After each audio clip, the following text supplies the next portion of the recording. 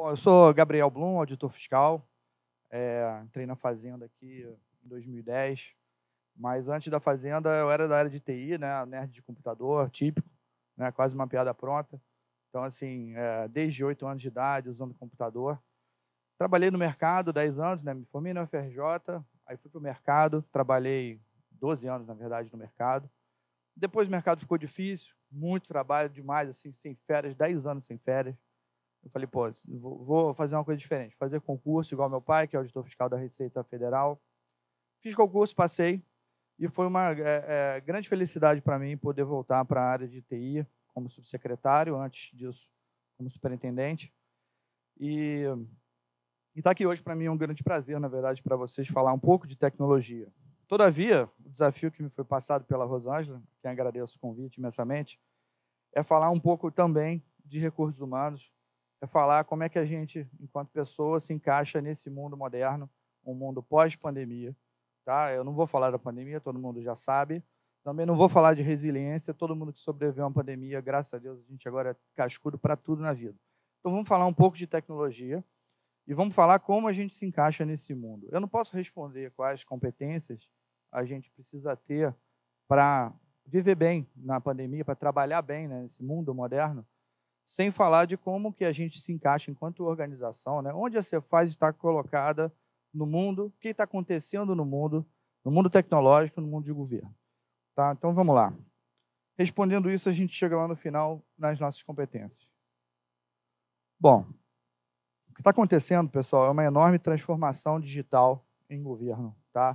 Isso é um fenômeno global, tá? Eu vou mostrar. Mas é importante conceituar a transformação digital, porque a gente vai falar disso na palestra inteira.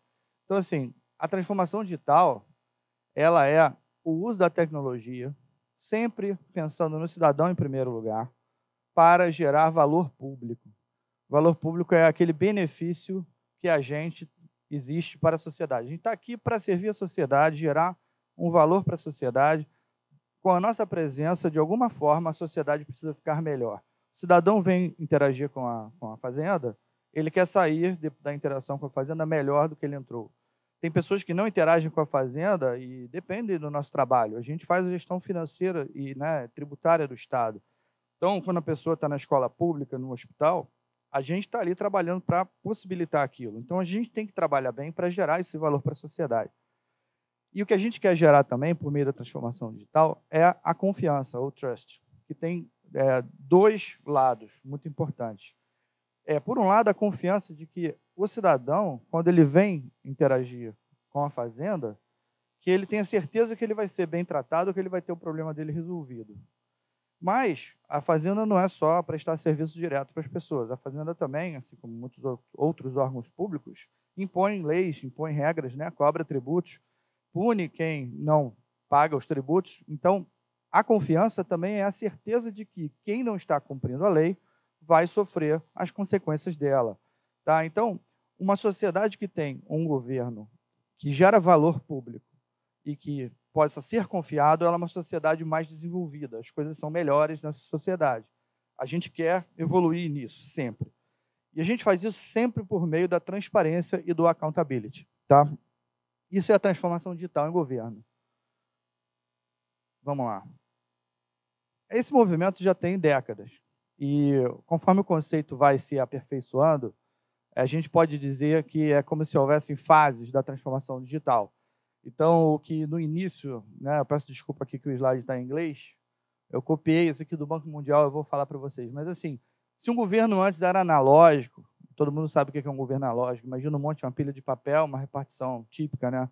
O governo passou por uma fase de e-governo e hoje a gente estabilizou no conceito de governo digital, que é o termo que eu pessoalmente prefiro, que a gente vai usar mais aqui na nossa conversa.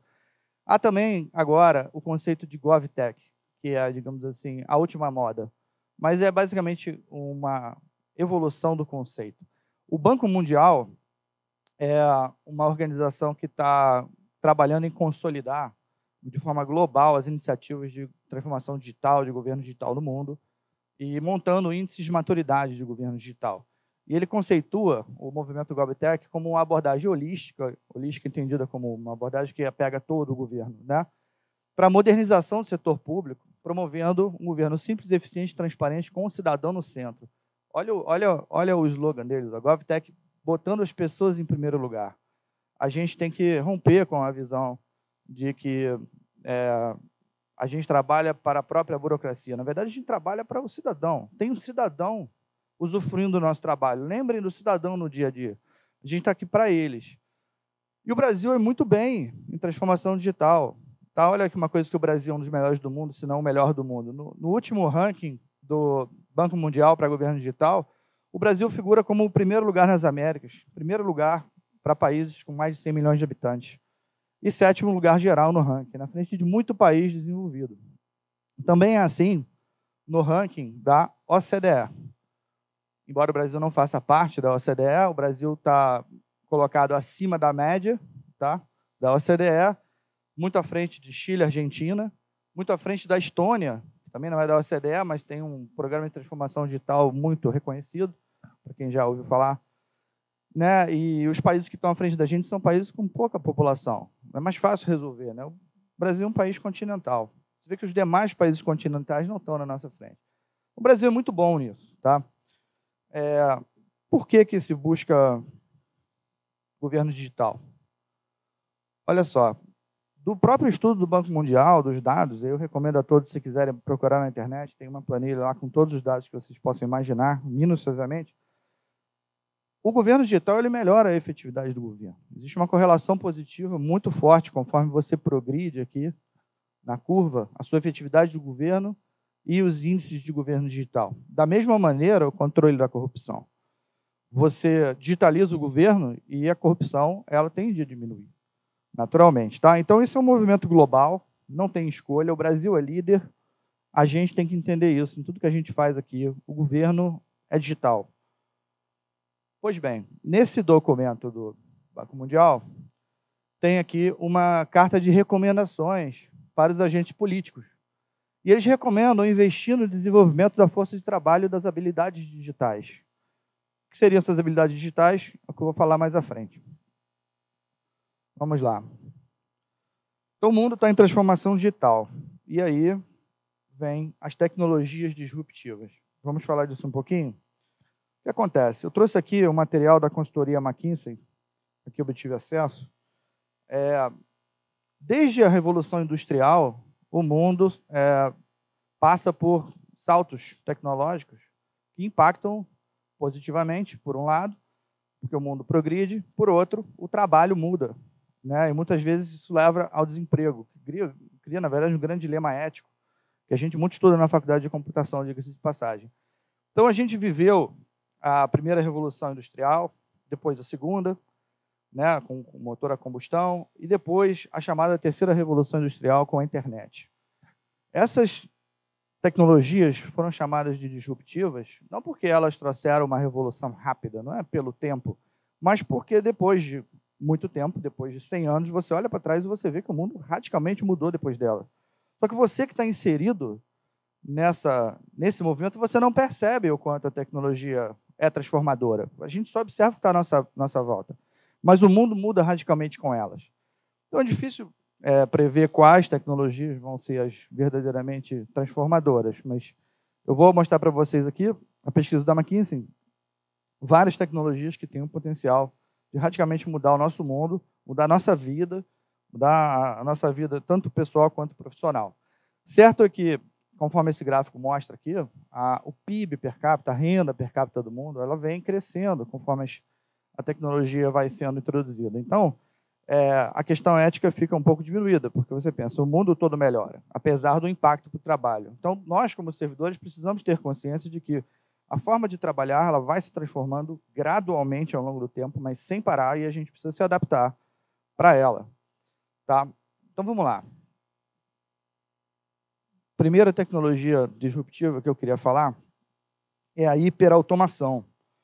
50% do trabalho do mundo vai estar automatizado até 2025. 2025 já é agora. Tá?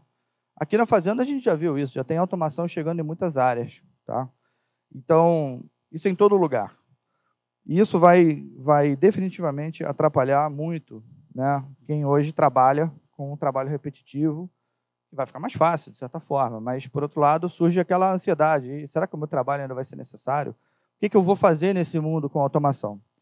O fato é que isso vai habilitar novos modelos de negócio, liberar, na verdade, deslocar a força de trabalho quase qualificada, que antes fazia um trabalho repetitivo, agora vai fazer um outro trabalho, né? Então, exigindo da pessoa um aprendizado aí de uma nova função, de uma nova coisa. A hiperautomação, ela não é só uma automação de software, é uma automação de hardware também. Então, por exemplo, no mundo industrial, você vai ter robôs com braços mecânicos, que são semi-inteligentes e já conseguem eliminar muitos trabalhos. Então, esse é um fenômeno que está muito grande agora. E é um fenômeno de curto prazo, né? E vocês vão ver depois uma outra disrupção maior do que essa vai acontecer. Outra disrupção é o futuro da conectividade. É o 5G, pessoal. O 5G é uma coisa de outro mundo. É 100 vezes mais rápido do que a nossa rede local de cabo da nossa casa, tá? É mais rápido que o Wi-Fi de hoje, sei lá, 10 vezes, 20 vezes. Então, a expectativa é que até 2030, 80% do mundo tenha 5G. E isso vai possibilitar, sobretudo, um barateamento da internet. Quando qualquer coisa no mundo fica extremamente barata, extremamente comoditizada, todos os modelos de negócio se transformam. Outros modelos de negócio que antes não eram viáveis por causa do custo, passam a ser, né? A gente fala muito de trabalho remoto, né? Eu sempre brinquei que eu queria me aposentar numa fazenda, né? Mas só se a fazenda tivesse internet com fibra. Então, não vou precisar mais. Vai ter 5G, é melhor que fibra. Sério mesmo, é muito rápido. Isso vai radicalmente mudar o mundo, tá? Todo mundo já está vendo o quanto que o celular está fazendo as coisas evoluir. Agora, você imagina seu celular com a capacidade de transmitir dados assim que você... Hoje, parece que vai sobrar, né? Eu não tenho nem o que transmitir, mas aí vão inventar vídeo 4K, 10K, 100K. Assim, sabe-se lá o que vai ser possível quando a gente tiver essa possibilidade. Tá? Uma coisa que muito se fala é telemedicina. A medicina vai também modificar radicalmente com a tecnologia. Eu vou falar um pouco mais sobre as revoluções da medicina. A infraestrutura distribuída é a computação em nuvem. Já está aí, já veio, já chegou, já está todo mundo na nuvem, a fazenda está indo para a nuvem. Já fizemos uma licitação agora da Microsoft, que tem tecnologia em nuvem. Vamos fazer uma outra agora, o nosso banco de dados vai ser com computação em nuvem. Computação em nuvem já está em todos os seus celulares, tudo que você usa já é na nuvem. A nuvem ela tem um condão de eliminar as vantagens competitivas que companhias tinham antes porque eram boas em TI. Então, digamos, um varejista. Aí tinha um varejista que era bom em TI, o outro não era. Então, aquilo era uma vantagem competitiva. Agora, com infraestrutura de TI boa, universal e barata para todo mundo, há um deslocamento das vantagens competitivas nas companhias para o foco do negócio. Você tem que ser bom no negócio. Não importa mais ser bom em TI. Tem que ser bom no seu negócio.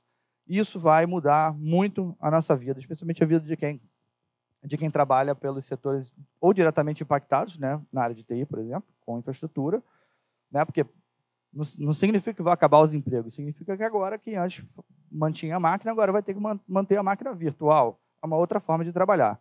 Tá? A gente pode citar também a computação quântica. Essa aí, pessoal, é muito revolucionária. Estudei ela já na faculdade, lá em 96, na UFRJ. Já era uma coisa matematicamente muito antiga, muito conhecida, mas havia um grande desafio em construir o computador. Então, vocês estão vendo ali, ó. Ali tem a foto de um computador quântico, eu vou botar outra aqui maior. 1 trilhão em negócios comerciais vão surgir até 2035 com computação quântica. Ó, a IBM já fez um computador quântico. É esse negócio muito doido aí. Não me peça para explicar. Se tiver algum físico aí, quiser dar uma palhinha. Tá? Assim, não entendo isso, mas é uma coisa absurda. O computador quântico ele consegue simular muito, muito rápido, instantaneamente, tudo. Porque ele funciona com base num fenômeno quântico lá que eu não sei explicar. Mas, basicamente, a gente tem a simulação molecular. Tá?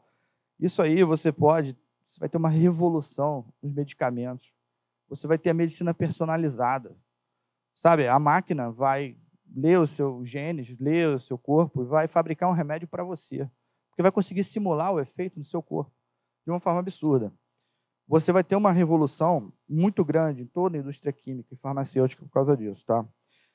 Em outras áreas também, muito se fala dos veículos autônomos, né? Que já existem, né? Você já deve ter visto vídeo na internet.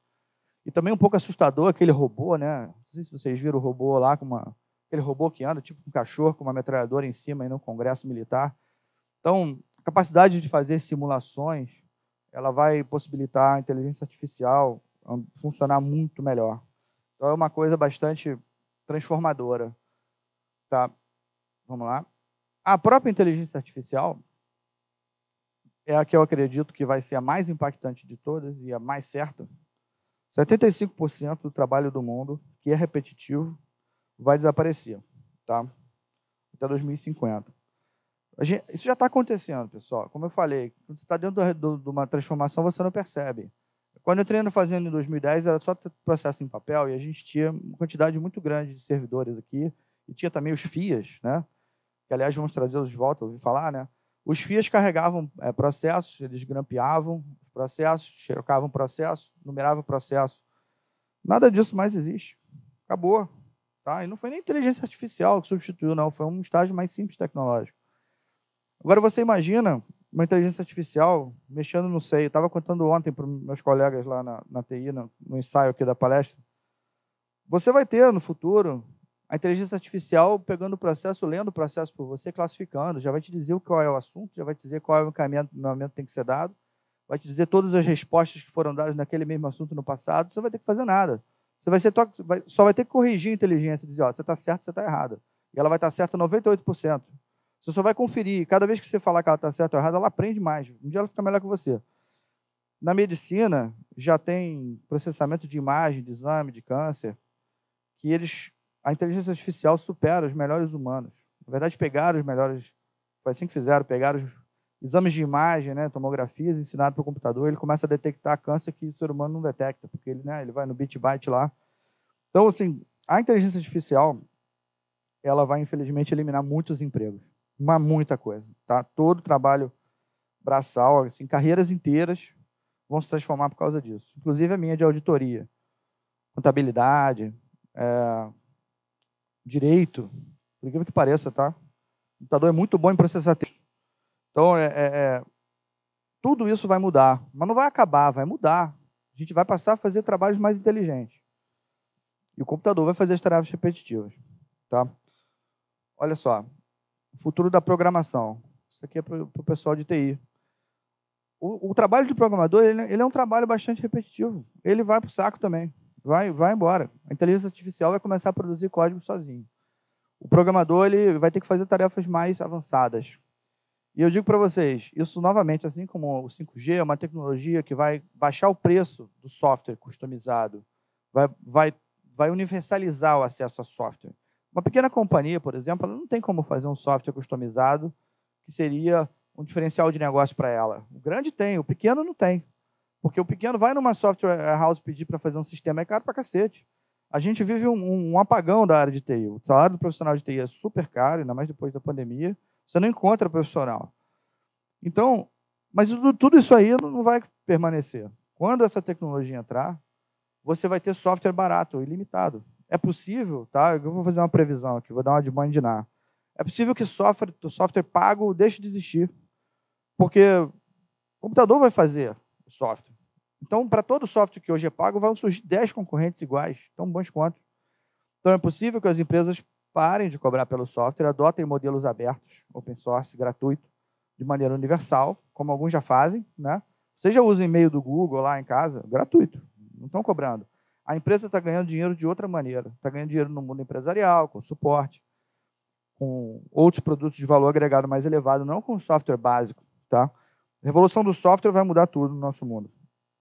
Outras transformações disruptivas, arquitetura de confiança. Isso aí é o seguinte, pessoal, imagina uma identidade global, tá? Global, que identifique você, uma espécie de carteira de identidade que vale em qualquer lugar do mundo, um documento único global. Significa que você pode fazer comércio com qualquer pessoa do mundo, sem intermediário, confiando na pessoa, sabendo quem ela é. Aquele chinês lá que fala com você na internet, quer comprar seu produto, né, digamos, de um varejista, ou ao contrário, né, você comprando de uma loja lá no Sri Lanka, só para dizer um lugar bem exótico, você não sabe quem é aquela pessoa, mas depois que essas tecnologias, baseadas em blockchain e muita segurança da informação, depois que isso surgir, você vai ter confiança que você pode fazer negócio direto com qualquer um, sem intermediários, global. Eu estou falando de mais um estágio da globalização do comércio. Já está meio global, mas a gente vai nos grandes. A gente confia nos grandes, né? Mercado Livre, Amazon. E agora, isso aqui vai possibilitar a gente ir em qualquer um, tá? A biorevolução, como eu falei, por várias dessas tecnologias, a gente vai sofrer uma evolução, um barateamento muito grande das tecnologias de sequenciamento genético, tá? A possibilidade de terapia de genes, de você ter os seus genes alterados para curar doenças, o próprio uso da bioinformática para fazer computadores com base em biologia, materiais de próxima geração, por exemplo, os materiais compósitos para aviões, carros, materiais de alta durabilidade, supercondutores. Né? Supercondutores, por exemplo, também está ali no energia limpa. Imagina a gente ter, por causa de uma evolução de material, uma energia solar universal, mundial, gratuita. Isso vai ser uma disrupção completa nos setores elétricos. Novamente, a energia barata para o mundo todo vai melhorar a qualidade de vida das pessoas e vai possibilitar o surgimento de muitos negócios novos. Tá? E a gente é um setor de informação. Aqui nesse quadro da McKinsey, a gente tem um resumo de tudo que eu falei. Ó. O azulzinho, não dá para ver muito bem por causa do nosso projetor, mas a área de informação, e eu vou falar por que a gente é área de informação, a área de informação vai ser afetada por quase tudo isso, tá, pessoal? E a gente é área de informação porque a Cefaz é um negócio digital. Muito bem, então a gente vive uma transformação digital, o mundo vai mudar, continuar mudando, radicalmente. E a Secretaria da Fazenda, ela é um negócio digital, ela não é um negócio convencional. Então, eu vou definir aqui o negócio digital com base no seguinte, ó, é uma organização cujos produtos e serviços são digitais, não são físicos, né? Então, olha o desenho ali. Se você vai comprar um negócio no varejo, você recebe em mãos uma compra, né? Você vai no supermercado, você carrega a sacola para casa. Mas alguns negócios, tipicamente os serviços, né? Que eles são totalmente abstratos, eles são informação, tá? Entra informação e sai informação. Então, a Fazenda é assim, a gente é um negócio digital, a gente processa informação. O dinheiro que o contribuinte arrecada é um arquivo, né? Um dado num arquivo eletrônico. A gestão financeira, contábil do Estado, da mesma maneira. Né? Os conceitos todos tributários, restituição, parcelamento, tudo isso são conceitos abstratos, estão representados dentro de sistemas. Nosso negócio ele é totalmente virtual. A gente é digital. A TI está em tudo. Nessa apresentação, eu usei muito material do Gartner. O Gartner é uma empresa de consultoria, na verdade, de pesquisa e aconselhamento imparcial, o maior do mundo na área de TI. E o Gartner me trouxe esses conceitos, que eu estou trazendo aqui para vocês. Então, para você saber se um negócio é digital, você pensa o seguinte, como operamos? Tá? Como operamos? Tem TI em tudo? Né? E outra coisa, qual é a centralidade da TI na nossa geração de valor? A gente precisa, né? O que a gente faz aqui? A gente faz administração contábil? A gente faz. Precisa de TI? Dá para ficar sem o CIAF? Não dá. Então, assim, é inegável que a gente é essencial a presença da tecnologia em tudo que a gente faz. Então, a gente é um negócio digital.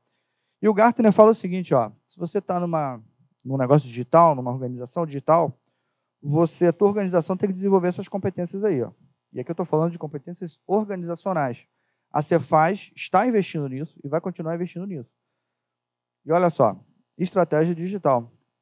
É o reconhecimento de que a Cefaz é uma organização digital e de que os planos e tudo que a gente faz aqui tem que levar isso em consideração. Tá?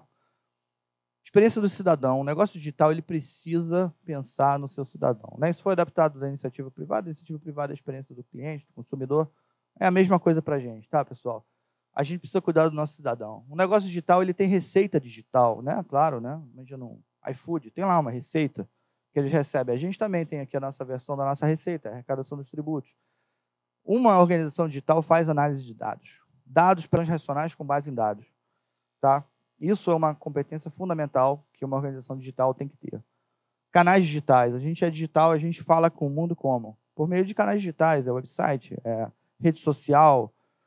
Aqui também a intercomunicação governamental, são APIs para outros órgãos governamentais. Talvez vocês não saibam, a maioria não tenha esse conhecimento. A gente, enquanto você faz, a gente fala com vários, a gente troca dados com o TCE, a gente troca dados com a Secretaria de Fazenda, com a Receita Federal, com o SERPRO, com a PGE. A gente está conectado com o DETRAN, a gente está todo conectado já, a gente já faz essas trocas, os canais já existem. a gente tem que ter agilidade, tá? O que é agilidade? Agilidade é isso aqui, ó. Vou passar. Espera aí. Depois eu vou mostrar o slide da agilidade que está fora da hora. Agilidade é a capacidade da gente reagir à mudança, pessoal. Tá? Todo mundo tem que ter essa capacidade. E aqui eu estou falando não das pessoas, eu estou falando da Cefaz, da organização digital. Porque o mundo muda e a organização tem que mudar de rumo. Tá? Isso é fundamental. Outra competência fundamental é a inovação. Porque a inovação ela é a porta de entrada da mudança na organização. Então, se o mundo está mudando, o mundo é digital, cada hora tem uma tecnologia nova, cada hora a sociedade, o mundo muda e espera coisas diferentes da gente, então a gente tem que abrir a porta para a novidade. Não dá para fechar a porta, se a gente fecha a porta, a gente fica para trás e se torna irrelevante. Então, a Cefaz precisa ter a porta aberta para a inovação. E a gente tem inovado, tá? Se vocês olharem, assim, a Cefaz, acho que foi nos anos 2000, 2001 que os primeiros sistemas corporativos surgiram, depois tivemos melhorias dos sistemas corporativos, tivemos o domicílio do consumidor, tivemos a modernização do CIAF, tivemos o Fisco Fácil, eu falei já do DEC, o Fisco Fácil, o atendimento digital, agora vamos ter possivelmente um novo CIAF, super modernizado, novo portal, Pix para pagar os tributos. Então a gente está evoluindo. Tá? A inovação está vindo, a porta está aberta. Liderança digital. Para executar a estratégia digital, a gente precisa de líderes para poder tocar a estratégia digital, compreendendo o valor de tudo isso que está aqui na rodinha. E o workplace digital é uma metáfora e uma generalização do conceito do nosso espaço de trabalho. Né? Eu estou falando de tudo. A sua estação de trabalho, seu computador, suas ferramentas. Muito além do pacote Office, estou falando de ferramentas de colaboração, troca de arquivo, análise de dados, comunicação interna. É muito importante para uma organização digital ter esse espaço de trabalho. Vamos lá. Então, Gabriel está falando aqui, né? Estou falando para vocês aqui, cadê as competências, né, que temos que ter? Finalmente eu cheguei nelas, tá? Então, eu espero que vocês tenham entendido o que eu quis colocar. A gente vive um mundo de mudanças, um mundo de transformação digital. A gente está numa Cefaz que é digital, vai continuar a ser cada vez mais. E agora, o que a gente tem que ter para poder sobreviver, para poder evoluir? O Gartner traz esse hall de 12 características, tá? Que eu estou falando aqui devagar para vocês lerem, né? Eu sei que está todo mundo lendo. Então, vamos ler junto: adaptabilidade, perspicácia de negócio, colaboração, determinação, design thinking, destreza digital, mentalidade de diversidade, do crescimento, inovação, orientação a resultados, compreensão política e tomador de risco.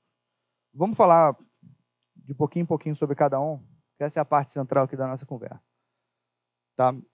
O Gartner mapeou com 170 CEOs, diretores executivos de companhias ao redor do mundo, dessas competências, quais eles achavam as mais críticas e quais eles achavam que as forças de trabalho deles, né, das companhias, mais faltam. Né? Então, aqui esse slide mostra isso.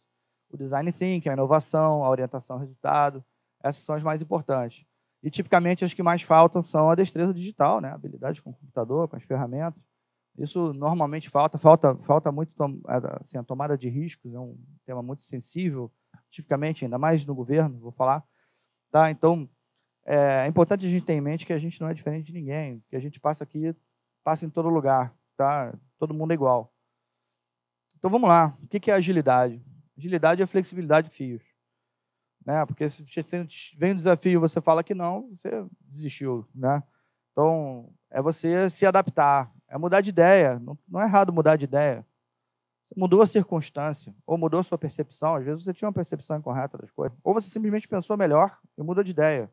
É normal mudar de ideia. Mudar de ideia, na verdade, é fundamental. Ninguém está certo sempre. Então, você tem que mudar de ideia. Isso é agilidade. Tá? É improvisar e fazer ajustes. Porque o mundo joga desafios cada vez diferentes. Né? Se for igual ao de antes, não é desafio, é repetir. Então, o desafio é sempre um traço novo. Você tem que se adaptar. Concessões têm que ser feitas. Essa capacidade pessoal do servidor é importante. Então, por exemplo, essa semana a gente recebeu, só exemplificar aqui no contexto do meu trabalho, essa semana a gente resolveu fazer um time de fusão, né, uma sala de guerra, botamos os nossos melhores desenvolvedores, 8 pessoas numa sala, para tentar desenvolver um sistema crítico para o Estado em uma semana. Uma coisa assim quase impossível, a gente vai tentar. Então, eu cheguei para as pessoas e falei, ó, eu tenho um desafio para vocês vão sair aqui do seu trabalho normal, vocês vão ficar uma semana nessa missão. E eles toparam de boa, que esse é o espírito da agilidade. Vamos encarar o desafio, vamos tentar, vamos flexibilizar. Muitas pessoas ali estão mudando um pouco as suas atribuições. São todos profissionais de tecnologia, mas estão ali meio fora, meio deslocados do habitual. Mas isso é agilidade. Vamos sair da zona de conforto e vamos tentar fazer. Tá? Agilidade é isso aqui, né? Esse é o slide que eu queria mostrar antes. Porque velocidade é você correr num campo aberto. É um sprint de 100 metros. Mas agilidade não é isso. Não é velocidade. Tá? Porque se o campo for minado, cheio de pedra, de riacho, você não consegue ser veloz. Você consegue ser ágil. Se você desenvolver sua capacidade de agilidade, tá? Cada hora é uma pedra diferente. Então, você precisa ter essa noção. A perspicácia de negócio é outra característica que o servidor, né, o trabalhador inserido numa organização digital, ele precisa ter. Tá? Ele é uma consciência do meu negócio. Né? Então, a gente está aqui no negócio fazendário. O que está acontecendo em administrações tributárias? Alguém sabe? Eu pessoalmente não sei. Eu estou devendo nesse departamento. Tá? Temos alguns colegas aqui na casa que são bastante evoluídos nisso, estão sempre antenados aí. Por exemplo, nosso colega Reuben, presidente do COGEF, né?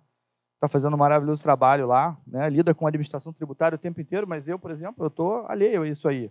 Mas ninguém pode ficar alheio a isso o tempo todo. Você tem que ficar de olho dentro do seu universo profissional. Né? Você está ali num setor operacional, administrativo, tudo bem, talvez não haja grandes coisas, mas sempre você pode ver como um amigo seu faz na empresa dele. Você tem que fazer isso, você tem que ver como que o mundo está resolvendo aquele problema. Seu chefe te deu um trabalho, você tem que fazer. Dá uma olhada como é que isso é feito fora, vê se não tem um jeito de fazer melhor. Essa consciência do negócio é fundamental. E outra questão que é fundamental é seguir o planejamento estratégico, seguir a direção.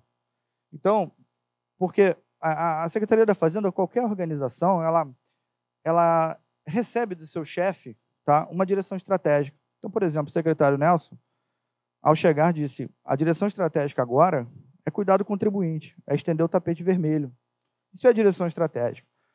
Ela não é mais correta ou menos correta do que a anterior. O mundo mudou, o cenário é outro. Né?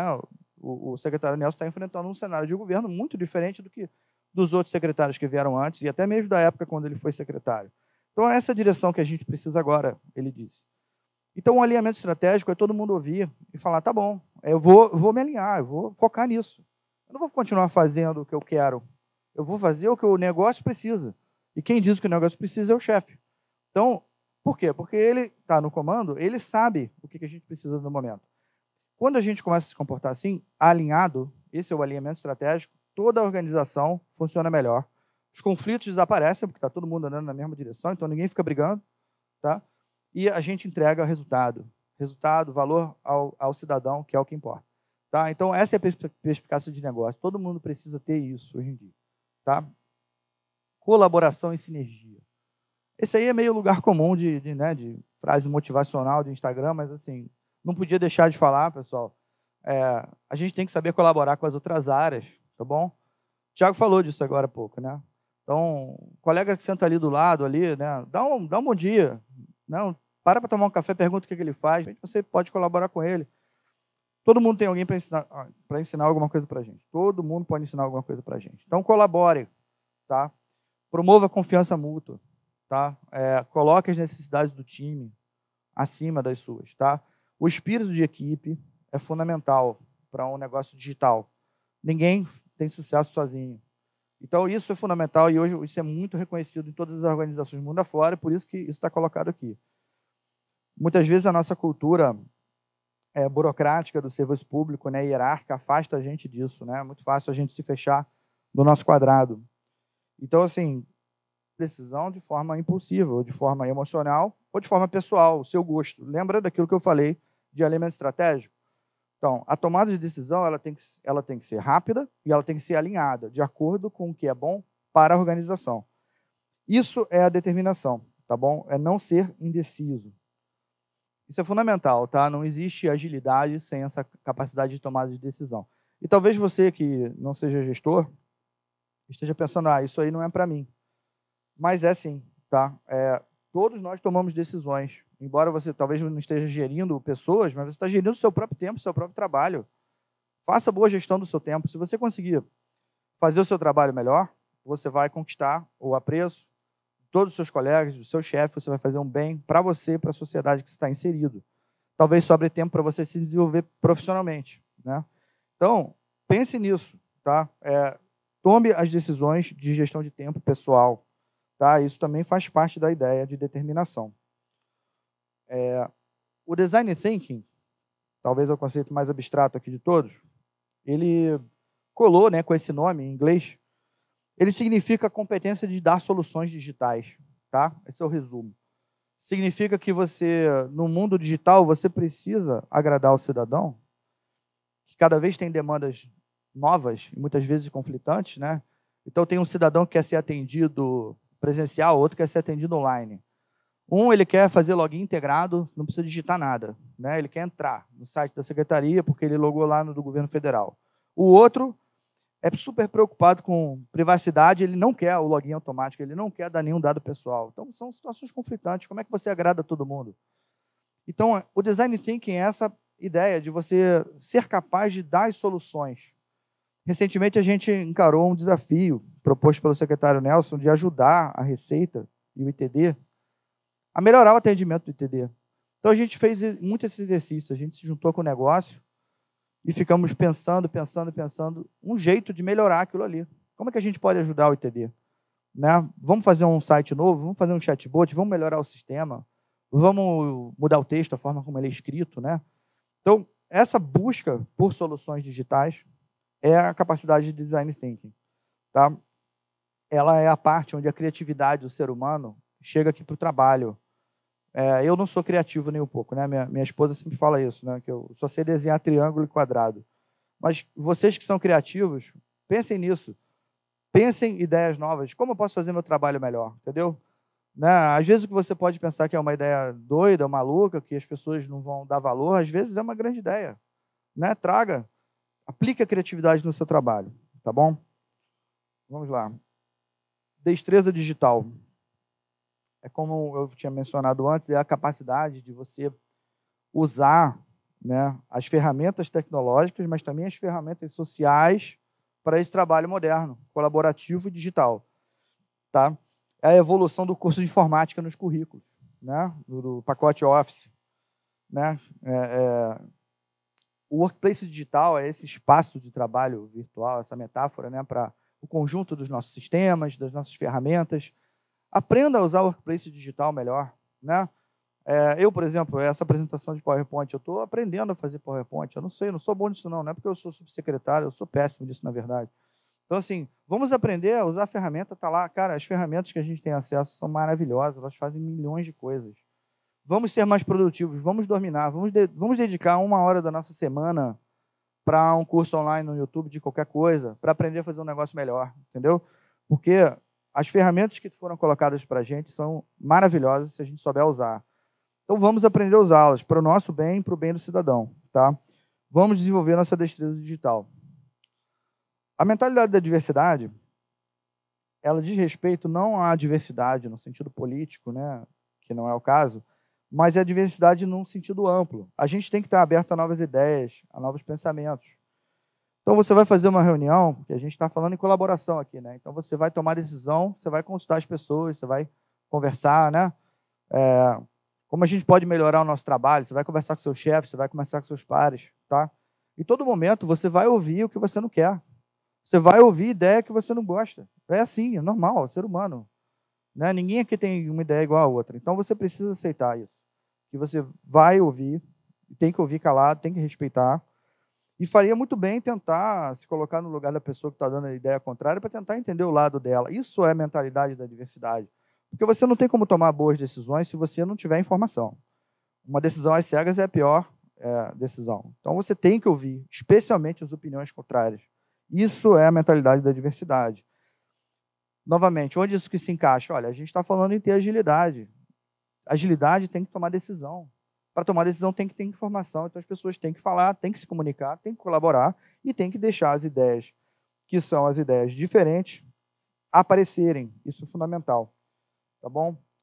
Uma organização digital, numa organização digital, isso é uma das coisas que mais são valorizadas. Tá? não é a pessoa que tem um perfil contestador chato, mas é o cara que sabe fazer a crítica construtiva. Ele chega e fala, vou falar uma opinião construtiva aqui, ó, isso aqui não está legal, isso aqui não é bom. Isso é fundamental. Eu como subsecretário, eu sofro com isso, porque as pessoas não me falam as coisas, não me falam. Tem medo do chefe. Não é para ter medo do chefe. Pode falar, pode dar crítica. Não é criticar pessoalmente, nada disso, pessoal. Se algo não está bom, fale, tá? Isso é fundamental. Isso é diversidade. A cultura do crescimento, que é o próximo ponto, é você reconhecer que se o mundo está evoluindo, você tem que evoluir também. Todos nós. Ninguém pode parar de estudar, ninguém pode parar de se aperfeiçoar, nunca, tá bom? Senão você fica para trás, é irrelevante.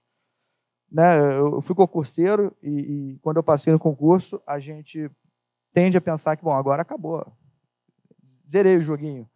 Salário bom, acabou. Não, pelo contrário, só começou. A carreira pública começa com concurso. É o início da jornada, você não pode parar de estudar nunca. Tá? Talvez você não, da audiência não seja servidor de carreira. Você pode ser um dia. Tá? Então, estude, aprenda, evolua, se desenvolva. Isso é absolutamente fundamental, tá bom? A inteligência e o talento, eles podem ser desenvolvidos. É só você exercitar. Aprenda com os outros, tá? Na verdade, eu acho que as grandes lições que a gente tem na vida é com os outros, sempre, né? Em geral, quando a gente fracassa, os outros têm sucesso, a gente aprende.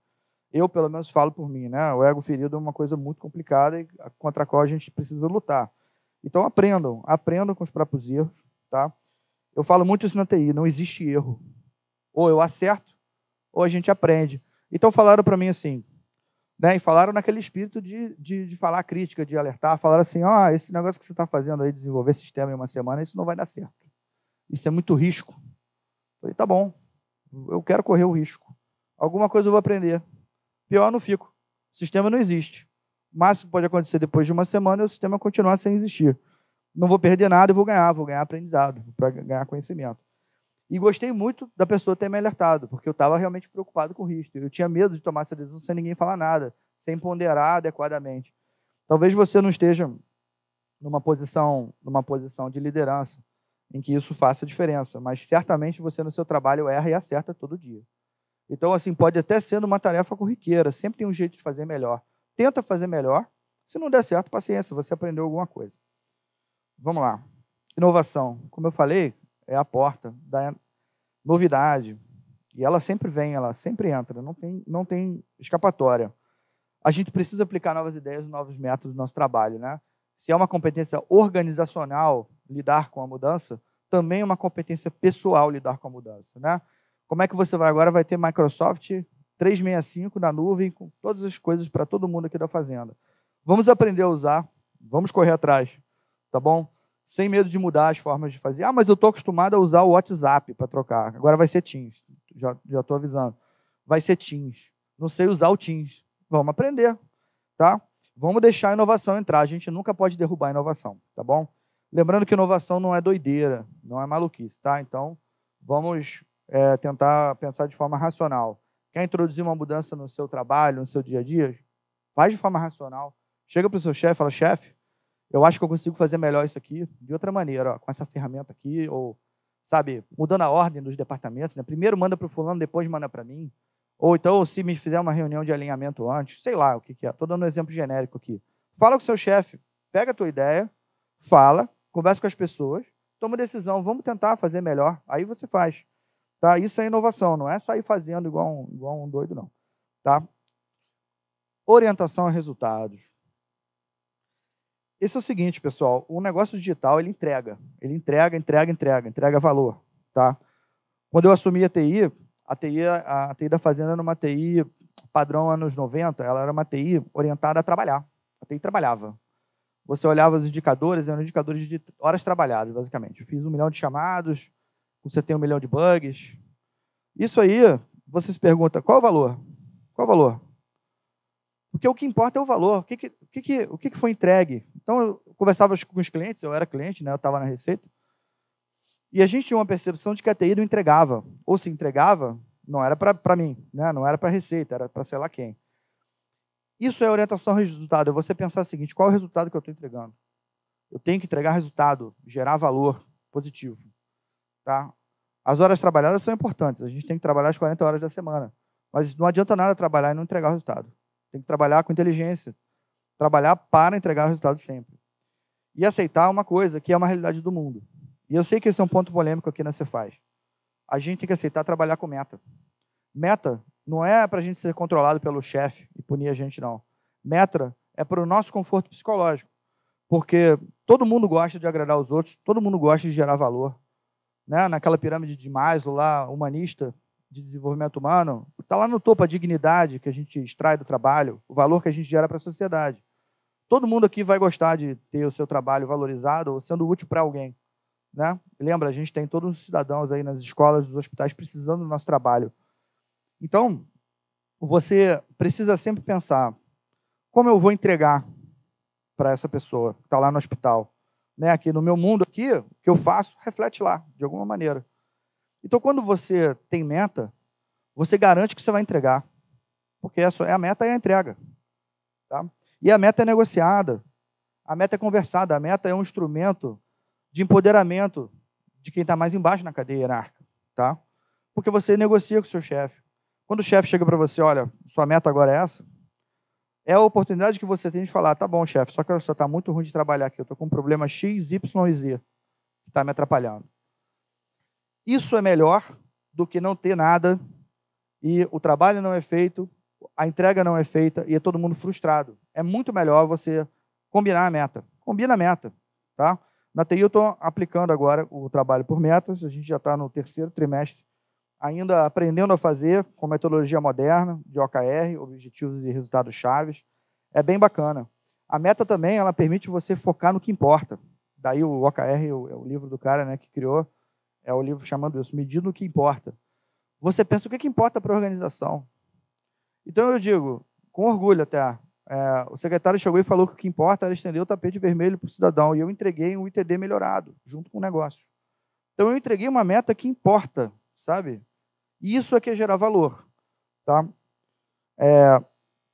Então vamos tentar entender isso, a questão da orientação a resultados, colocar na nossa cabeça que a gente precisa entregar, entregar, entregar. Uma organização digital funciona assim. Né? No mercado privado, quem não entrega vai à falência e todo mundo perde o emprego. Aqui a gente não perde o emprego, mas a gente pode ir à falência. Tá?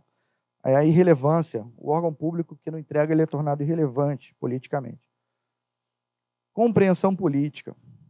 Tanto no mercado privado, mas ainda mais no público, a gente está no ambiente político. O ambiente humano é um ambiente político. E a política, ela existe como uma maneira de resolver conflito. Como eu já mencionei aqui, nós somos humanos aqui. Então, nossas opiniões são diferentes, nossos gostos são diferentes, a gente vai se estressar uns com os outros, dependendo da situação. Sempre é possível você construir uma situação que você vai, né, bater de frente com alguém. A política é essa resolução de conflitos. É compreender que a gente está inserido num ambiente político, as pessoas têm ligações, de que a política ela é importante, tá? Ela estrutura a nossa organização, as nossas relações pessoais, tá bom? E a compreensão política serve para quê, na prática? Até para quem não é gestor, né? Para quem está na ponta, para quem está lá no operacional. Serve para a resolução de conflitos de trabalho. Então, não bata de frente com o seu colega ou com o seu chefe. Pensa uma maneira de resolver aquele conflito sem briga. Tá? O trabalho no serviço público ele não é uma corrida de velocidade, é uma maratona. Né? E aí, assim, na minha ótica de servidor de carreira, eu entrei aqui para ficar 30 anos. Na verdade, eu só vou sair na expulsória.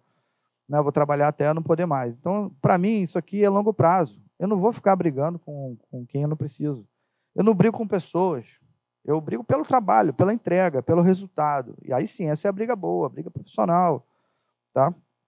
Você não precisa tomar chopp com seus colegas de trabalho, que você tem certos desafetos, mas você tem que trabalhar bem com eles. Tem que se lidar bem, com cordialidade, com respeito. Tá? Isso é a compreensão política, tá bom, pessoal? Está relacionado à maturidade, de entender que o mundo não é um mundo só técnico, é um mundo também político. E as organizações digitais, elas precisam entender isso muito. Especialmente o mundo privado, também a guerra política é muito severa. Tá? E, enfim, empregos são perdidos por causa disso, é uma coisa de doido. E hoje é feliz que as organizações reconheçam essa característica E ensine aos seus servidores que eles precisam se portar adequadamente, tá? E resolver conflitos. Sobre resolver conflitos, eu queria falar da empatia. A empatia, né, eu não sou da área de recursos humanos, então eu vou dar só aqui uma minha visão pessoal. É você se colocar no lugar do outro. Então, na hora de um conflito, se coloca no lugar do outro, né? Porque a pessoa está nervosa lá, não gostou de alguma coisa que você falou, não concorda. Então, antes de você se irritar e ficarem dois irritados um com o outro, se coloca no lugar do outro, vê o que a pessoa está passando, entendeu? Qual é a realidade dela.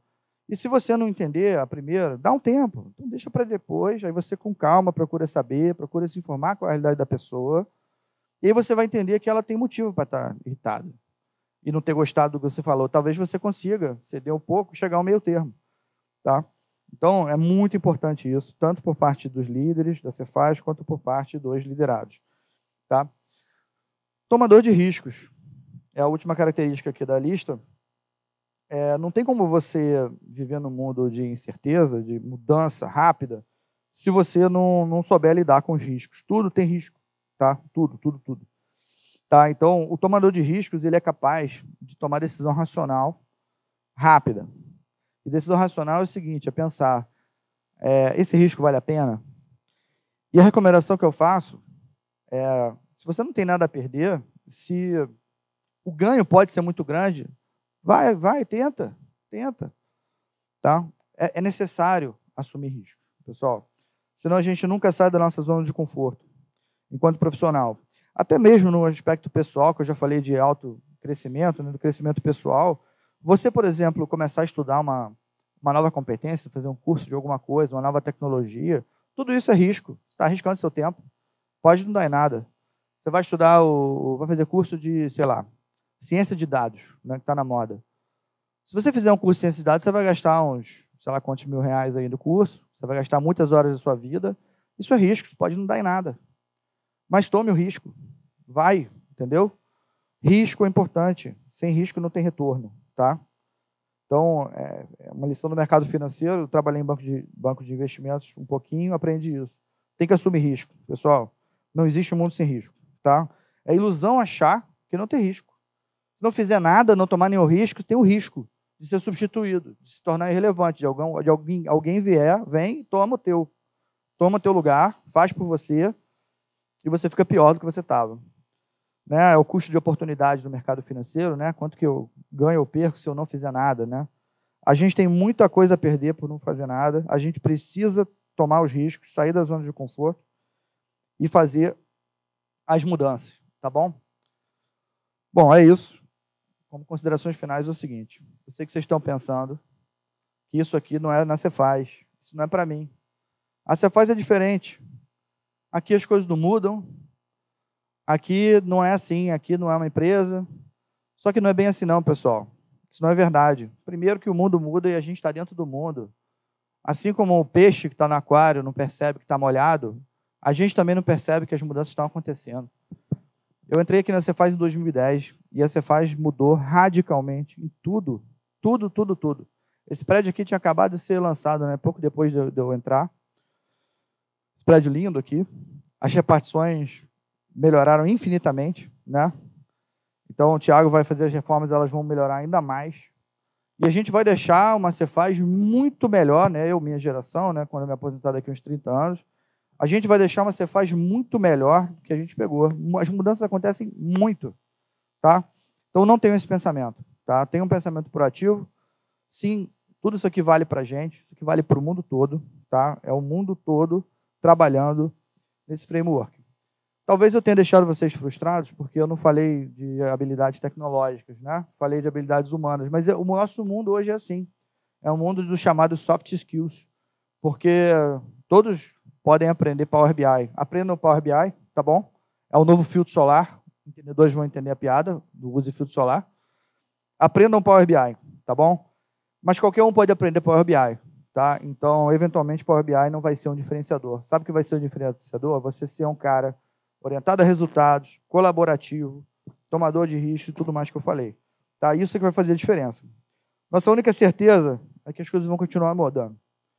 Então é isso aqui, pessoal. Se quiserem ir rápido, vão sozinhos, mas como a gente quer ir longe, vamos em grupo. Tá bom? Obrigado.